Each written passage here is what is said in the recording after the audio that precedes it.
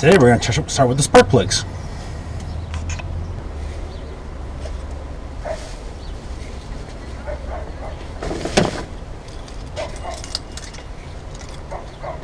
So like I said in the earlier video, I have a misfire in this thing and I don't really know what it is. When I went through the giant mud puddle that I was talking to, it did intake water. I pulled the hoses off and everything, and it had water inside the hoses. In fact, it was so soaked that you could literally turn and just squeeze all the water and mud out of the air filter. So for the most part, we're going to start. It's like five things to look for. I gotta check my spark plug. From there, see maybe if anyone were like damaged or shorted out or anything like that. After that, it's going to be check to see if the distributor has play in it, which means I might have broken the gear down there.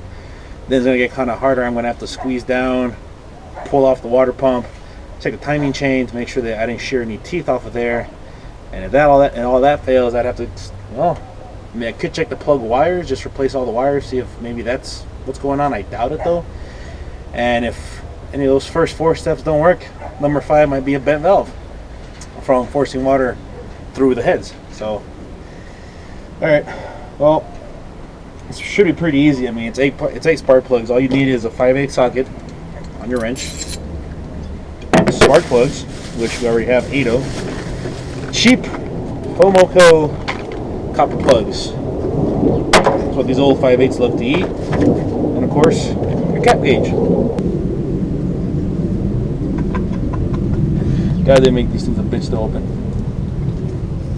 There we go. Okay, so when I went down and picked these up at Lucky AutoZone, they called for a 044 gauge opening. So let's go ahead and do all these spark plugs. Now on your standard V8 you have 8 spark plugs. Of course, with all the older model vehicles that don't have them on the top of the dual overhead cam system, especially all single head cam engines like this one is, you have 4 on each side. The fun one on this one is going to be number 7 and 8, way back there. Probably gonna break a knuckle. Probably gonna cut my hand.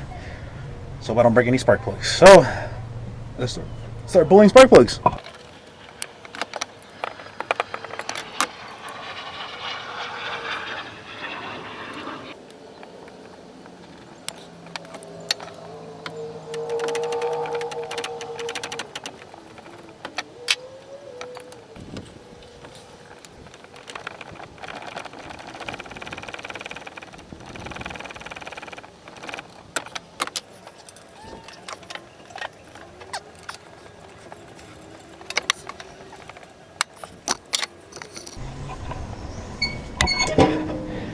Well, it's one side down, not too bad.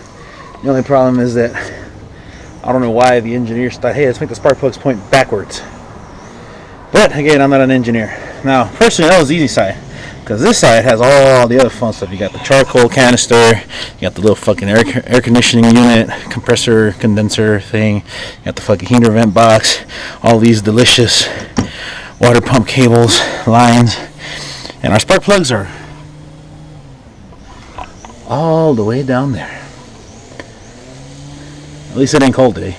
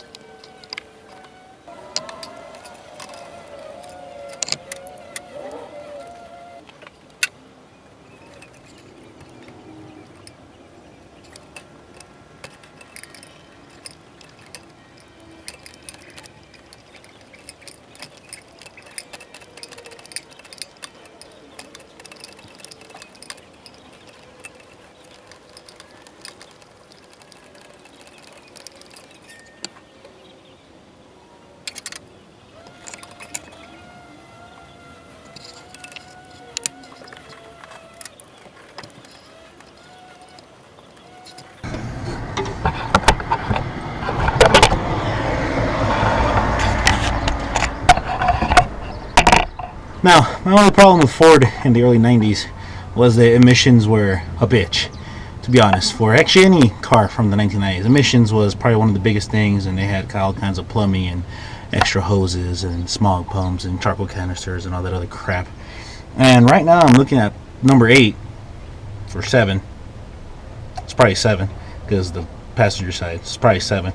Looking at number 7, and I think the only way I'm going to even physically get to that thing is to take that fucking little EGR pump thing looking part of the system out.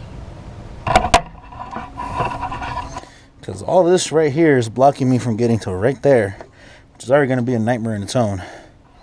I don't know how to fucking take that shit off, but I'm going to find out. Alright, now that was about 15-20 minutes of struggle right there. I don't want to record all that because it was just me cussing and screaming and kicking the fender. But number 8. Now there's a trick to that. If you do on one of these Broncos and you don't feel like tearing out the entire EGR system and moving the fucking AC vent and the heater vent and all that other fun stuff, and basically taking off your fucking fender well, once you get, sorry, I'm all scraped up. Once you get your spark plug socket on it, which again is 5/8, get a little extension like this. I don't know, it's what, 2-inch extension. You can crawl up underneath the passenger side, and one of your hands, if you're not too big of a hand, I have a decently sized hand, you can squeeze it up in there, and you can get just enough leverage to turn that bitch left. Now, hopefully you're changing the spark plugs, you're not just checking them, because you're kind of at an awkward angle where you might crack the casing a little bit. But these are old anyways, and they're going out the fucking gutter, so fuck them. So 8 spark plugs later and a handful of cursing like a sailor, you have the 8 new and the 8 old. As you can see, the 8 old are, yeah, they're pretty funky. Covered in oil, grease, I mean everything that you would expect to get out of about 247,000 miles. So don't mind that, that was me. Now the fun thing about this is that years ago, maybe about 3 or 4 years ago, me and my friend actually tried to replace the spark plugs, and we realized that we couldn't figure out how to get to that 7 spark plug that I figured out today. I guess years of age and wisdom. So what he did is he just went ahead and stuck the ends of them into like this little like media blaster, and he polished off the ends of it, cleaned them up a little bit, cleaned the threads out and everything, and we stuck them back in. That's kind of how I ran them. So the thing that I noticed though is that the passenger side, which is the difficult side, is all AC Delco, and they're extra grungy. You can see that, all that excess oil buildup and everything. The driver's side, however, were these nice platinum Autolites, and these are a lot less dirty and grungy and gunked up. So that just leads me to believe that the previous owner changed the spark plugs, or started to at least. Probably did the driver's side, looked at the passenger side and just said, you know what, fuck it, I'll leave it in there. But because they're AC Delco and not Fomoco, that means that whoever the fuck owned it before that guy swapped those spark plugs out for new spark plugs. And well, yeah, I mean, who'd have thunk, right? But anyways, sun's getting low and I gotta figure out how to get those 8 back in it. So nothing to it but to do it. Alright, I'm about to put number 7 in, 8, the last one. And I was thinking to myself, I was like, well, they don't really need to see me put all the spark plugs back in, because I mean, it's the same shit as pulling them out. But then I thought to myself, why don't you show them how you got 7 out by yourself? So the first thing you want to do is you want to make sure that you have ample room to work in. And like I said, we're going to get under the vehicle here. So let's use the sloppy camera man ship. Like I said, ample room to work in. Ow. And make sure there's no rocks. Ow. Ow. Ow. Now, when you look up, that's my wrench right there. And I left it set up in the number 7 spark plug hole. So, like I was saying, you can squeeze your hand up right through there. That was my phone falling out of my pocket into the rocks. Awesome. Okay, here we go. So like I was saying, all you gotta do is squeeze your hand up and through there. And I'm gonna see if I can hold the flashlight and the camera at the same time. Okay.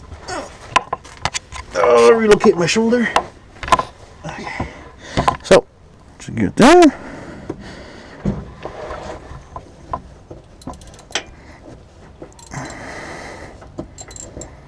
And I'm literally doing like a two-finger operation. I gotta set the camera in there.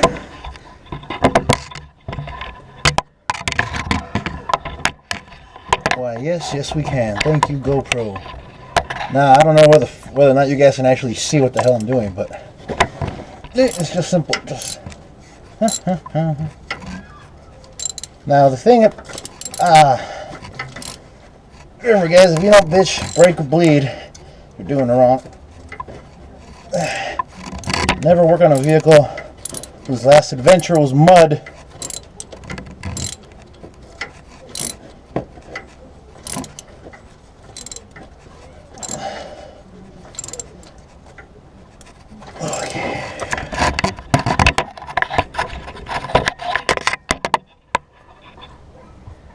Now, when you're putting in your spark plugs, what you want to remember is that they should go in relatively hassle-free. You want to get some anti-seize, rub it on the threads just to make sure that when you do change them the next time, they don't get rusted in on there due to heat expansion. Now, what I do is I will put the spark plug on the spark plug socket on the extension, and freehand I will go ahead and feed it into the hole, turn it in clockwise until it gets too tight for my hand to do it, at which point I'll put the ratchet on and continue to turn it. Now once it stops, it's pretty much done. You're not going to get it in there any tighter, and you don't want to, because again, when you go to take them out again, you'll just make it harder on yourself. So when it's done and you feel it tight, like you saw right there, I couldn't push it anymore. I'm going to get up there right now and give it a little bit of a nudge, not too much, just to make sure it's nice and tight in there. And when you reconnect your spark plug wires, sometimes you want to make sure you hear a nice little pop. That way you know that the cap on the inside has connected to the tip of the spark plug. And that's pretty much it. So right now, when I get out of this fucking kerfuffle that I'm in, excuse the cursing, once I get out of this kerfuffle, I'll go ahead and check the distributor. Now you might be thinking it's 92, it's an EFI, it's all fuel injected, why do you have a distributor? Well, this is the second primitive rendition of EFI. The first one was where they went ahead and put fuel injection into a carburetor. That's barbaric fuel injection. And then they made it a little better, where they actually put jets and inject your jets and everything, and made it an actual EFI system. But it was still a distributor because we didn't have the little what do they call solenoids. So you still didn't have the independent spark going to the independent injector. So I do in fact still have a distributor. It's right there. Now all I'm going to do is just take off my air filter, pop the top.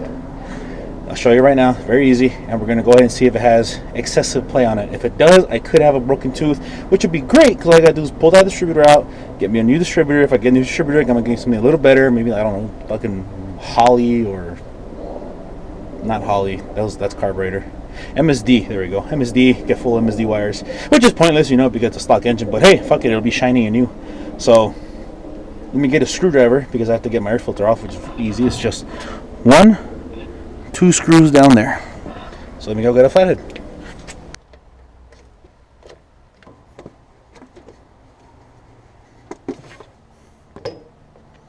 At some point we should probably consider cleaning out the jets, or just pulling it apart and getting it hot tanked. It's one clip right here, very simple. From the top you just pull it back, boom, and there's another one back there which you guys, it's hard to see, but it's there. You just pop it too, boom, and your cap comes off. See? Easy peasy. Moment of truth here. Nope. Definitely didn't break a distributor gear. It's not burnt out or fried or anything. It's not that either. Huh. Alright, so I'm going to go ahead and pop the cap back on and just kind of turn it on, see what it sounds like. Alright, let's find out. Okay.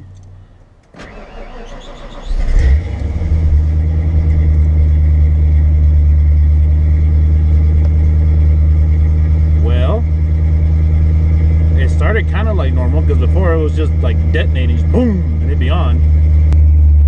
Okay, there it goes.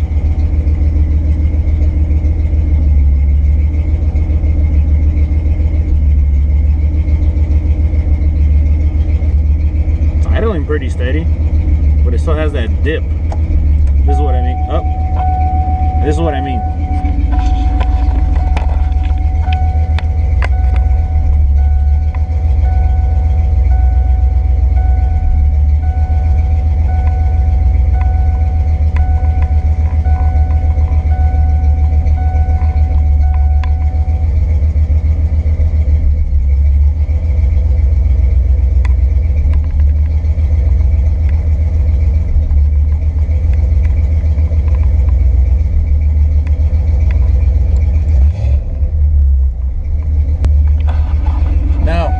saying, that's a lot better than what it was. So those spark plugs probably had something to do with it, but there's still a problem going on in there. So I'll probably have to go get my buddy's dad to check it out, because he knows a lot more about mechanics than I do. See what he thinks, and from there we'll go to step 3, which is taking the timing chain cover off, and then step 4, I don't think it's the wires, but I guess we could probably try. Probably just pull them out, like unplug the wires, stick a spark plug in there, see if they make sure it's getting spark. That way we know if each, the spark plug wires are working, and then from there, well, hell, it might be a sensor. But anyways, I'll see you next time when we tackle the bigger problems and see just how much I'm gonna have to put into this truck.